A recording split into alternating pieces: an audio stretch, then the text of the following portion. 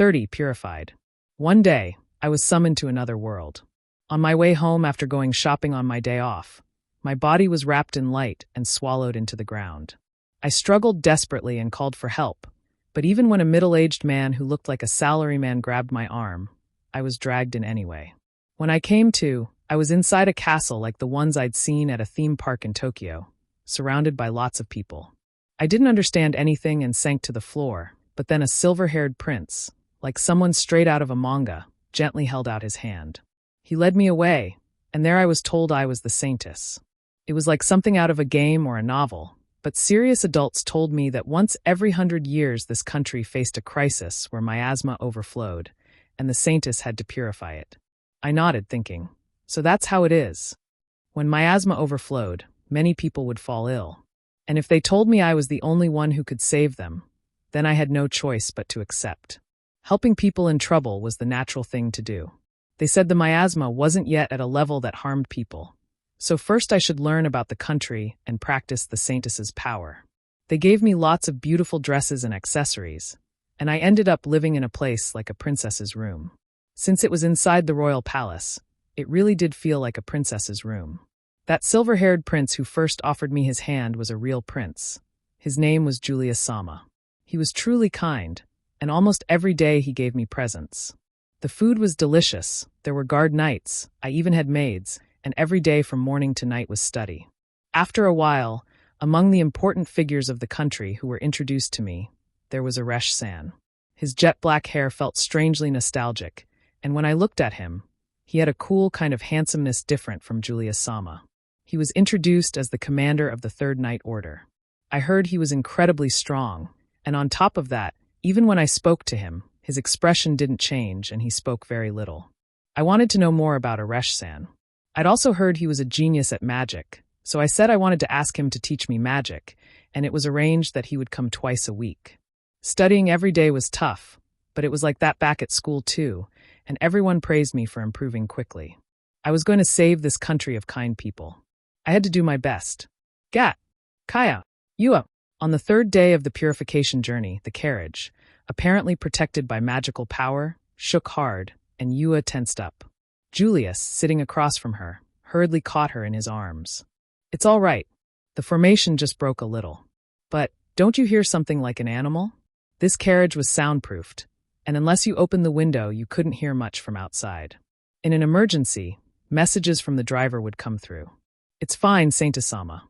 We're close to the source of the miasma, so beasts are probably becoming violent. We have the elite of the Second Night Order, and the Third Night Order is with us as well. We won't fall behind some random beast. At the guard knight's words, Yua's eyes flew open. Beasts. Violent beasts showed up? Miasma withered plants, then weakened animals. Weakened animals became aggressive and attacked other living creatures that entered their territory. Is everyone okay? I can use healing magic too. She'd learned healing magic as part of her purification training, and she'd heard it was rare because few people could use it. If someone had been hurt, she wanted to help. But, Saint-Sama, it's dangerous. Please don't come out. It's fine. We have the medical corps too, so you focus only on purification, Yua. The world Yua had seen for the last 3 months had been peaceful, full of kind people. Danger didn't exist there. In fact, since coming to this world, I've already nearly died twice. Her heart pounded loudly. Yua had lived gently protected as the saintess, surrounded by the prince, knights, maids, and tutors. Then what about Saikaira, who wasn't a saintess or anything? This isn't a world where peaceful days continue forever while you just do whatever people tell you. When they came close to the forest where the source of the miasma lay, they were attacked by several saber-tiger-like beasts with long fangs. But the Night Orders really were strong. They normally don't attack armed humans, and they're weakened. At Aresh's words, I nodded, so this was also miasma damage. Then they would need to allocate not only tax relief, but also defense funds to the nearby towns and villages. So Saikaira took out his magic pen and abacus again and started calculating. After the fight, the knights looked at him like they were genuinely put off, but he didn't care. Until now, it had been a large procession, but from here on, only the Night Orders, the Saintess, the Prince, several members of the Medical Corps, and part of the court mages would enter the Demon Forest. Stay here too. Aresh told him that, and Saikaira hesitated, But he'd already made a personal request of Ist, so he nodded. He looked at Ist, but Ist didn't meet his eyes at all, which made him uneasy.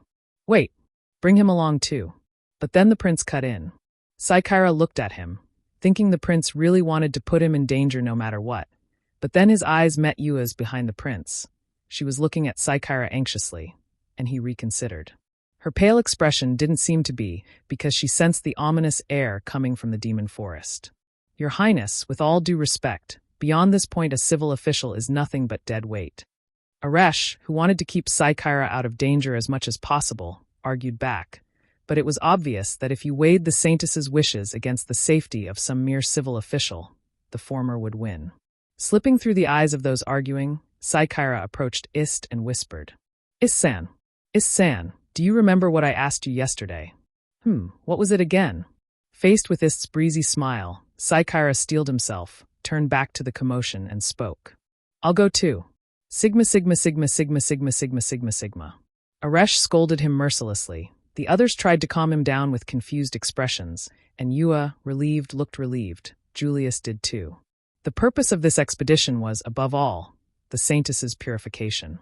If the Saintess became mentally unstable and, after spending all this expedition budget, they got no results, it would be a massive loss. And besides, as an otherworlder, Saikaira also felt uneasy unless he saw things with his own eyes. They left the horses and carriages with the civil officials staying behind and some escort knights, and the remaining members entered the forest on foot. The sturdy boots Aresh had prepared didn't sink into the mud and were easy to walk in. He had Saikaira wrap an outer garment like a western poncho up over his nose and told him to avoid breathing directly. Even so, Saikaira felt a damp, heavy air, so this was miasma. Without the barrier, he probably wouldn't have been able to breathe even through the cloth. Along the way, Yua was carried on a guard knight's back, and Aresh called out to Saikaira as well. But they managed to walk for about 2 hours and safely reached the source of the miasma. At the site, a huge tree towered above them. Its branches should have been thick with leaves, but the bare tree stood there, eerie and unnatural. Yua, can you do it? When Julius spoke to her, Yua got down from the knight's back. Her face was pale, but her eyes held resolve. I'll do it. At Yua's voice, the knights took their positions, alert for danger. The court mages and medical officers moved to Yua's side, just in case. Yua spread her hands and began to sing. No, it wasn't a song. It was the words of magic Aresh had given her before. A spell from another world. In the oppressive air, it felt like a single fresh breeze passed through. Yua! The darkened color of the tree trunk began to fade slightly. Then Yua's voice broke, and Julius shouted. By the time Saikaira turned his eyes back to her, Yua was in Julius's arms, breathing hard. The purification had happened, partially. Saikaira already knew from the documents he'd dug through that purifying everything at once was unrealistic, so he didn't particularly dwell on it. He went to Ist. Ist-san. How much was purified? The purification. Let's see about 30%, I'd say. Then they'd need at least 3 more expeditions. Since the cost of each expedition wasn't trivial, Saikaira suggested either using magic recovery potions to finish it all here at once, or returning to the town where they'd stayed last night, resting, then coming back to the forest again tomorrow, repeating that cycle. But he was told the Saintess's purification wasn't the same as ordinary magic, and it was rejected. Yua, well done. You are a true Saintess. Am I a being of help? Of course. It was wonderful, Saintess-sama. Ignoring the people tending to Yua away from the tree, Saikaira was confirming the next steps with Ist when, hey! A large hand grabbed his head, stopping the conversation. You said not to leave your side. What are you doing? When he looked up, the beautiful, younger commander of the Third Knight Order had a deep crease between his brows.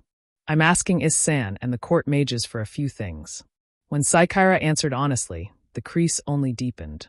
Why are you consulting the Court Magic Bureau? If it's something related to magic, my Third Knight Order has the record to back it up. So this was what normal looked like in this country. No wonder the Court Magic Bureau felt unwelcome. Still, that phrasing wasn't just about Aresh personally. It implied the entire Third Knight Order. Was that really okay? Sure. It was convenient. Having settled his thoughts, Saikaira curved his eyes and lips into a smile and spoke. Then Aresh-sama, work.